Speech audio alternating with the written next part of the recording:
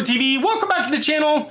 Welcome back to the garage finally, and welcome back. The 2020 Ducati Streetfighter V4S is up on the lift for a modification that I've had this part for a few months now. Now, it's not a modification I've ever seen done like I'm going to do it, but it's something that I think is gonna be really, really cool. Now, if you guys are interested in this modification, the problem you guys might have is it took a few months to get the parts together. So I'll link everything down below, but let's go over and talk about the S1000 Single R. Now, the S1000 Single R, you guys see, it's got these dragster bars, and I really like the flat bar. The problem with the S1000, or excuse me, with the Streetfighter, is it's got this big hump bar, and I never was a fan of it. The problem is you can't bolt a dragster bar on it because, well, the electronic suspension is here. So I figured it out. Gillies has come out with a bar riser set for the Streetfighters, which is gonna raise the bars up just a tad higher. And then we've got the Rizoma dragster bar with some domino grips. And that should, in theory, put the bars at the same height, but give us the dragster bars because this is gonna be a little bit higher, and that dragster bar is gonna go straight across. So without further ado, let's get the chesty cam on, let's rip these bars off, let's get the new bars on, and let's work on these controls. I'm not sure how to take the controls off. I know how to get the brakes off and everything, but as far as the control module, hopefully it comes off fairly easy. And then we'll get the new dragster bars on, take a look, and hopefully they look as badass as they do as that S1000 Single R. So let's get the chesty cam on and let's get to work. All right, so here's everything you're gonna need for this job. Now, the Gillies bar risers I got from shifttech.com, and they did have them in stock, but I'm not sure that he has any more. This is, I believe, the big back order issue. So the ShiftTech Gillies bar riser kit you'll need. And then the Rizoma bar dragster bars, I think I got this actually off of Revzilla, so I'll give you guys all the parts numbers, but this is just the what they call drag bars. And then of course we've got domino grips that we're going to be putting on because we'll need to replace the domino grips on that side, I believe. So I think we're gonna have to cut that grip off. But we're gonna go ahead and get our tools ready. I know we're gonna need, let's see, this is a 8mm, a 6mm, a 5mm, and I will need 8mm. Now you guys know that I have different masters on the clutch and brake, so these are probably a little bit different than what you're gonna see. But once you guys get the brakes removed, then what we're gonna do first actually is remove the bar ends. Then we're gonna remove the brakes because that's the easiest. Then we're gonna work on these two, the throttle and the start switch, and then the blinker switch, try to get that all taken care of. And then we'll take the top link off here, which will release our bars. And then below that is a big bolt. We're gonna remove that big bolt and then go ahead and put the Gillies sets on. And I think these are adjustable a pretty good amount. I'm just gonna put them pretty much right in the middle and hope for the best, but we can adjust these. They can go up and back, and they can also go forward, I think. So I think there's some different adjustments here. So let's go ahead and start ripping the bars off, get the bar ends off, the brake masters, switches, throttle, and then go from there. All right, so the first easy thing to do is to remove the bar ends. You're gonna get a good grip on there, and then they're just like this. So you're just gonna remove them. Let's go ahead and grab the other side. All right, so once you got that one broken loose, we'll go ahead and pull that out. And then now let's go ahead and work on removing the brake master and the clutch master. So we're just gonna loosen the front screws and then leave them dangling on each side. So as I said, I've got aftermarket, so don't pay attention to why mine are different than yours, but you do wanna go ahead and remove the master here. So we're gonna go ahead and remove this bolt and then remove the lower bolt. And then we're just gonna set the brake down and aside and make sure that your reservoir is upright so it doesn't leak. So now we've got one thing off, so let's go ahead over and remove the clutch side. Again, don't pay attention to what mine looks like because I have a different master. I have a Brembo RCS 16 on this side. So go ahead and remove both bolts on this side. And once removed, we'll go ahead and take the front out, and we'll set the master down and keep the reservoir kind of in a upright position. And let's go ahead and let's tackle this side and see if we can get this taken off and off the bar, and then we'll move to that side. All right, so let's go ahead and get this grip off. So what we're gonna do is we're gonna just grab the grip and we're gonna pull it as we twist it. So we're gonna pull it towards us as we twist it, and it's gonna gradually come off. You can see there, it's just gradually and slowly coming off. All right, so we've got this bar end off. There we go, pop. And then there's a little spacer in here. Let's see. So go ahead and slide the spacer off. And then there are 2 silver screws I removed on the bottom, but I believe there's more. So let's see what else we need to do to get into it. Maybe remove this sticker. All right, so sure enough, releasing that sticker kind of gives us our bottom off. Now let's go ahead and investigate down below and find out what we're still held up on. All right, so to get the mode switch and the blinker switch off on the left side, what you're gonna have to do is they've got these 2 little silver screws. It's this teeny little hex nut that goes in there that takes these teeny little screws out. So you're gonna remove that, and you're gonna remove the bottom by lifting the sticker. Then what you're gonna do is I loosened up the bars and brought the bars down so I can get in there and see. And I found that you gotta have a little bent pick, and you're gonna push this tab down, which is right through this little hole right there. So you're gonna push the tab down, and then this is gonna slide out. Now once that's slid out all the way, you're gonna see here in a second.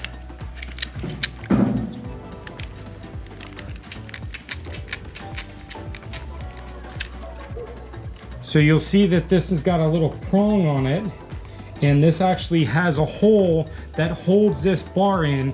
And then what you're gonna do is, now that this is loose, this will be able to slide, and we'll be able to slide this off, but we'll go ahead and wait to get the bars. So this, what we're gonna have to probably do is, I would say we're gonna just trim this hole off and use it as a spacer. So the hole on the bar keeps it from moving, but the problem is getting that hole placement on the new drag bars are gonna be pretty difficult. So we'll see where we go. So this is loose, this is ready to come off. So let's go ahead and hit to this side. I'm assuming we've got the same procedure. Looks like there's a couple little screws on the bottom here. And then this one, we've got a couple bolts that the throttle will come off. All right, so sure enough, the start switch has got 1 little silver screw right in here, which should remove this cover. So to get the cover completely off, you're gonna go ahead and pull this plug straight out. It should just pop straight out, and this cover should come loose. And there's a button on the bottom that you're kind of depressing while you're pulling this off. So a small flathead screwdriver actually works a little bit better. You can pry it, pop it, and then you'll notice that it slides out. Now, we've got to remove the throttle now, because this is going to slide that way to get out, because that prong is right inside there. So let's go ahead and work on getting the throttle off now. Looks like there's this little triangle screw in here, and then a Phillips head and another triangle screw and a Phillips head here. I believe we can just do the Phillips head and Phillips head, and that will loosen that throttle, which will come off. And sure enough, you can see we've just loosened these Phillips heads, and the throttle is going to slide right off. Obviously, we'll have to get the bars completely off. So now let's go ahead and remove the 4 top bolts here to take the bars off. Then we can move the bars right and left and slide everything off. You can see here, if we continue sliding, this will actually pop out, and we'll be able to slide that out. So let's go ahead and get the bars removed and slide everything else out. All right, so all 4 bolts are out. So now all right, so now we're able to pick up the bar and slide this side out. Careful. And we're gonna leave the throttle just setting here. Then we're gonna grab our switch and slide it out. We'll go ahead and set that aside. And then our other switch over here, we're gonna go ahead and slide this. It's like I lost the button.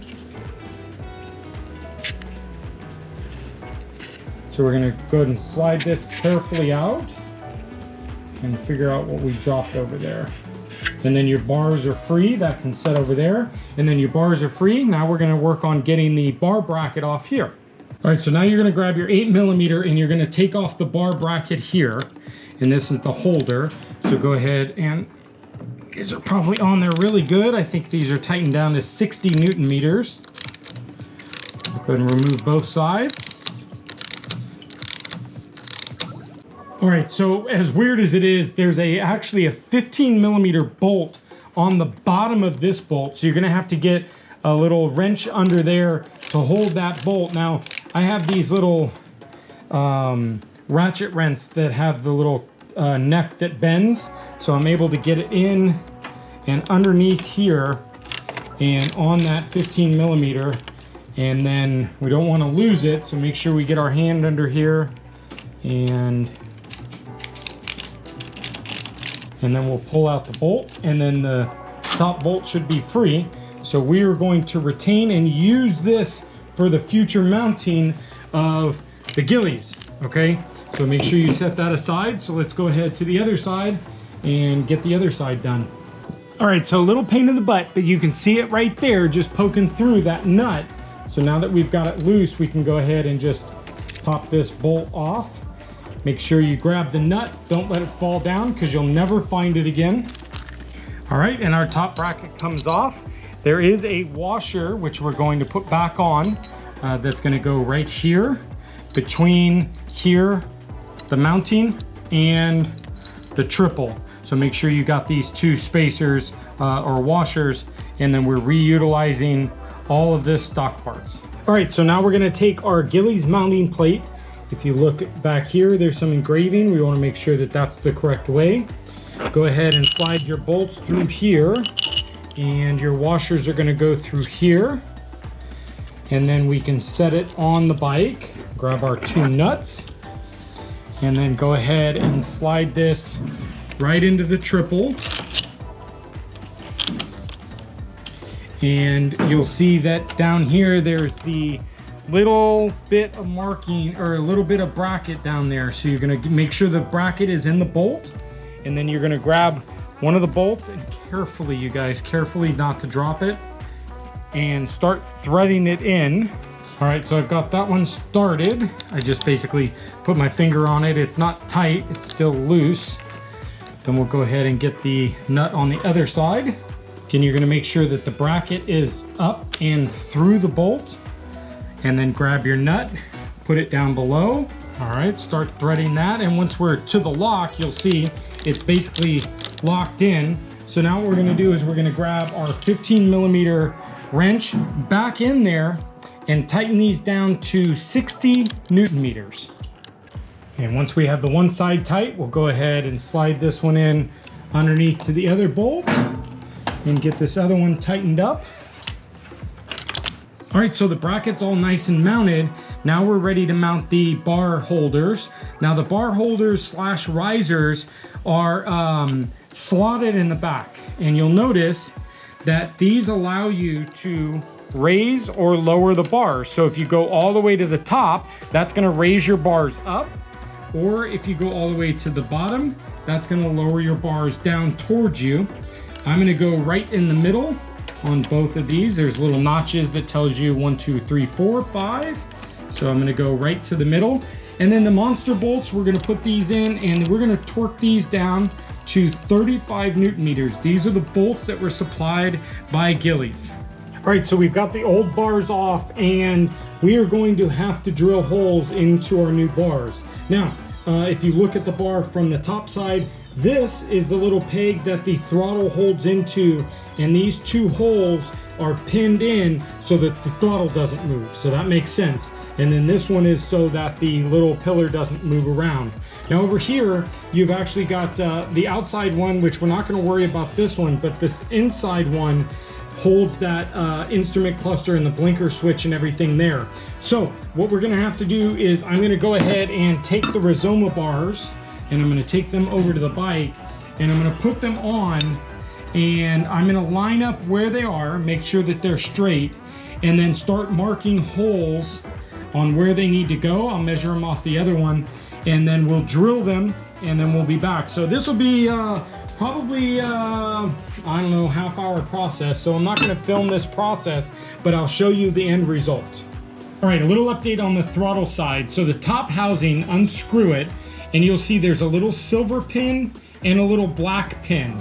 The black pin's bigger, the silver pin's smaller.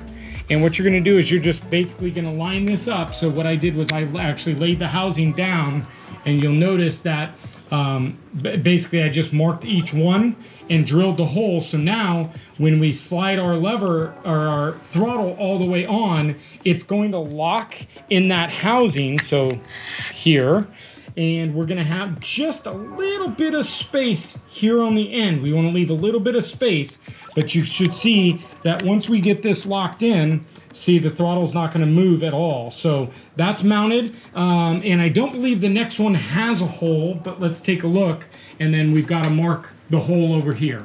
All right, guys, so I will tell you we skipped ahead quite a bit. It's been about an hour and a half, 2 hours of getting everything mounted on the bars. Now, this is not gonna be a job for just someone, just a normal person. You really have to have good experience, have some good tools, because you do have to drill the bars to get the stock controls to fit.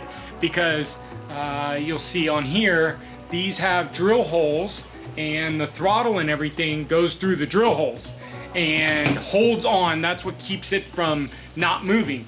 So unfortunately, the last hour and a half, 2 hours, I didn't film it because it was just on and off the bike and, you know, getting everything. So I'm gonna explain everything on how I did it real quick on each control, and just kind of give you guys a little bit of a walkthrough, and then we'll take a look at everything. But let's start over here. So we did get the domino grips on, and I'll tell you a trick with the domino grips, or any grips. I saw this on another video, and a guy took an air gun and put it in between and blew up the grips, and the grips blow up, and you can slide them right on. I slid that one on by hand, and then this one I could only get on about halfway, and then I remembered I saw that video. So with this side, I left a little bit of a gap to make sure that it doesn't rub or anything on the mirror, because we want the throttle to be nice and free. So you see I left about 1/4 of an inch, or less than 1/4 of an inch of gap here.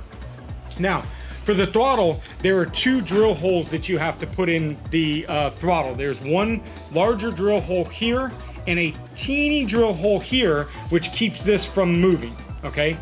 This one has one drill hole on the bottom, which that little pin goes in. Remember the little pin that goes in that held that. No drill hole for the master, but alignment, we'll talk about the alignment when we get on the bike. Over here, again, master didn't matter, but what we did was we made sure we lined up everything. So this is right up to the edge with the grip, the little spacer, and then we have the 2 drill hole, or the 1 drill hole, which I think is right back here for that little clip that goes in, and then the master. Now, what I ended up having to do on alignment, now originally, remember I told you I was gonna pound it in the middle. I actually mounted it all the way to the top, so the bars are raised up a little bit higher, okay? And I had to twist the bars a little bit upwards and forwards, because we're gonna hit on here and here if we didn't. So this side clears completely. This side, unfortunately, this touches the tank just a teeny bit. I mean, just a teeny bit. So, I don't know. What do you guys think? I really, really love the look of it. I mean, it's definitely, you know, I was talking to Chris, one on the X-Ram, and I told him the ape hangers, you know, because those bars kind of come up. This looks much more aggressive, much more cleaner look, and I really like the way this looks. I mean, looking at it from the front, straight across bars. They do go down a little bit, not major, just a teeny bit. So as far as feel and everything, it's a little bit more aggressive because it is forward a little bit. So you're kind of a little bit forward. You're not up and kind of straight up a little bit. But I like that feel on the S1000R. I like that it's a little bit more sporty feeling. This bike should be sporty. So if you want a little bit more sporty feel, this is the way to go. If you don't want sporty feel, maybe the risers with the stock bars is the way to go, because it'll bring it up a little bit higher. But I think this bike really needed to be a little bit more forward. So sorry we didn't film the drilling and stuff like that. Like I said, it was just so time consuming and so hard to film all of that. Take your time, get everything laid out. I took a pen and I marked all the little spots.